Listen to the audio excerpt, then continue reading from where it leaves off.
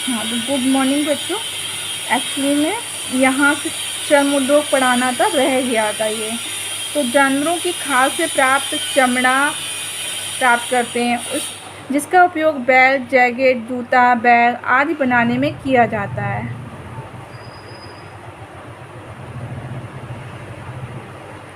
तो जो उनकी स्किन होती है, जो त्वचा होती है, जब वो मर जाते हैं उसके बाद उनकी जो खाल होती है उसको हम प्रोसेस करके प्रक्रिया में लाकर फिर क्या करते हैं, उससे बेल्ट, जैकेट, जूता, बैग आदि उपयोगी सामान बनाते हैं।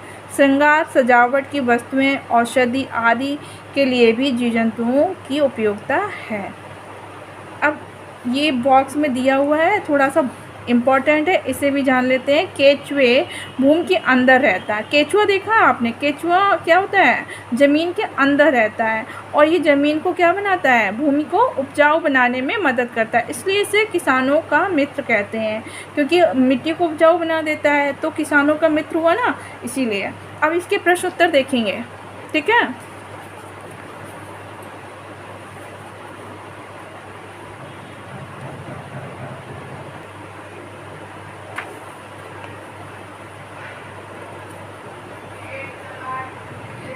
हाँ, पहला प्रश्न, सही वाक्य पर टिक का निशान, सही का निशान और गलत वाक्य पर क्रॉस का चिन्ह लगाएं। तो चलो देखते हैं क्या है। पहला क्वेश्चन का नंबर है, खरगोश शाकाहारी जंतु है। अच्छा, खरगोश देखा होगा आप लोगों ने, क्या खाता है? गाजर। हाँ, तो वो शाकाहारी जंतु है। दूसरा क्या है, श्रमिक मधुमक्खियाँ अंडे देने का कार्य करती हैं। तो बताओ अंडा कौन देता है? रानी मधुमक्खी। तो श्रमिक तो बहुत सारा कार्य करती हैं, तो ये गलत का निशान लगा देंगे इसके आगे। लाख कीड़े से प्राप्त होता है, बिल्कुल सही। लाख किससे प्राप्त होता है? कीड़े से। रानी मधुमक्खियों की संख्या छत्ते में सर्वाधिक होती है, नहीं। आपको पहले जब चैप्टर पढ़ाया था तो क्या बताया था? रानी मधुमक्खी सिर्फ एक ही होती है पूरे छत्ते में। ऊन हमें केवल भेड़ से मिलती है, ऐसा तो नहीं है। ये होमवर्क दिया था हमने आपको कि आपको ये पता करना है कि ऊन हमें भेड़ के अलावा और कौन कौन से जानवर से मिलती है। और पश्मीना शाल के बारे में बताया था, वो किससे मिलता है? बकरी से। तो इसका मतलब हुआ कि हमें ऊन केवल भेड़ से नहीं मिलता है, और ये प्रश्न क्या है? गलत है। पनीर दूध से बनता है, बिल्कुल सही। पनीर किससे बनता है? दूध से। पश्मीना भेड़ होती है, नहीं। कौन होती है? बकरी होती है। केचुआ भूमि को उपजाऊ बनाने में मदद करता है, बिल्कुल सही है। और ये किसान का मित्र कहलाता है। तो यहाँ पे क्या आ जाएगा? सही का निशान। ऊँट को मरुस्थल का क्या कहा जाता है? जहाज कहा जाता है। क्यों? वो इसलिए कहा जाता है क्योंकि वहाँ का जो परिवहन का एकमात्र साधन क्या होता है? ऊँट होता है।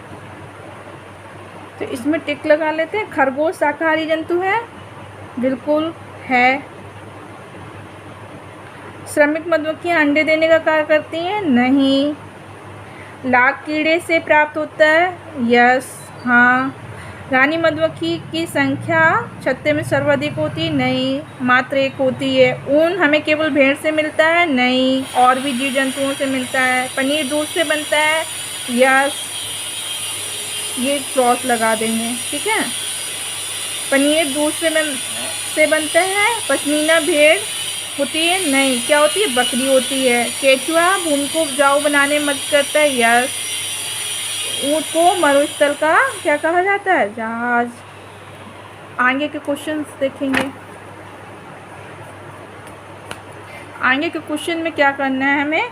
सूची का और खा का मिलान करना है। तो सूची का में जंतु दिए हैं और सूची खा में उनका उपयोग दिया है।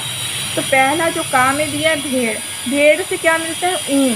देखते हैं ऊन कहाँ है? ये रहा। तो ये हम इसे मिला देंगे। श्रमिक मधुमक्खी से क्या मिलता है? क्या काम है उसका?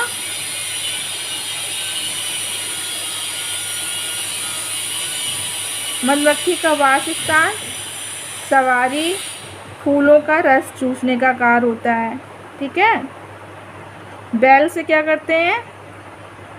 खेत की जुताई। घोड़ा से क्या करते हैं? सवारी। घोड़े पे बैठ के क्या की जाती है? सवारी। छत्ता क्या है? मधुमक्खियों का घर है। वासस्थान मतलब घर है उनका, रहने की जगह। दूसरा देखते हैं, सोचिए और लिखिए। यहाँ पे क्या करना है? सोचना है और लिखना है। तो का नंबर पे क्या दिया है? यदि विभिन्न प्रकार के जीव जंतु ना होते तो हमारा जीवन किस प्रकार प्रभावित होता।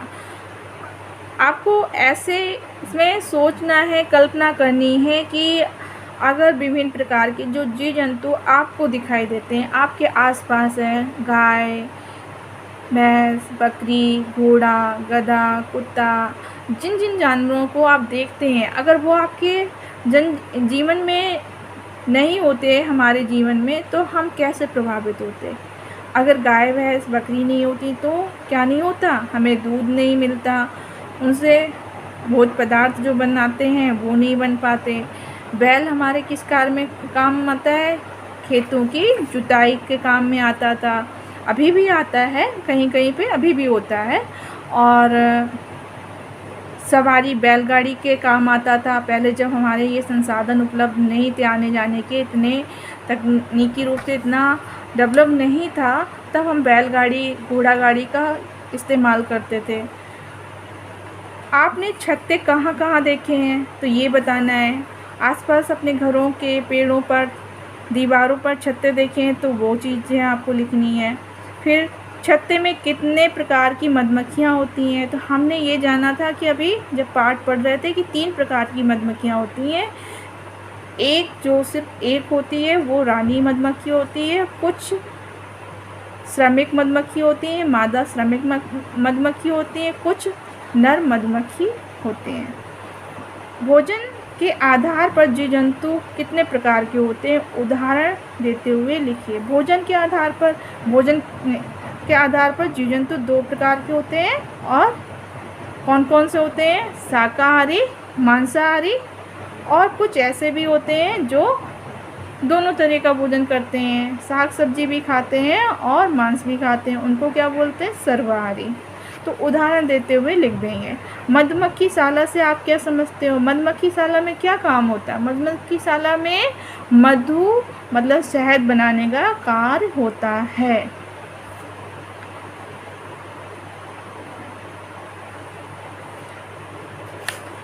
ये नीचे दिया हुआ है क्या? हमारा प्रोजेक्ट वर्क। इसमें क्या कहा जा रहा है? क्या कोई जानवर आपके जीवन का हिस्सा है? जैसे आपका कोई पालतू जानवर या खेती में इस्तेमाल किए गए जानवर इत्यादि। ऐसे 5 उदाहरण सोचें और लिखें कि जानवर आपकी ज़िंदगी में कैसे जुड़े हुए हैं। तो आपके घर में अगर पालतू जानवर हैं तो उनके बारे में भी लिख सकते हैं। ठीक है, ये आपका क्या है? होमवर्क है। अगला चैप्टर है क्या? जंतुओं में अनुकूलन। ये हम नेक्स्ट वीडियो में देखेंगे। Thank you. वीडियो आपके काम आए तो और पसंद आए तो आप इसे क्या करेंगे? लाइक, शेयर एंड सब्सक्राइब करें। Thank you.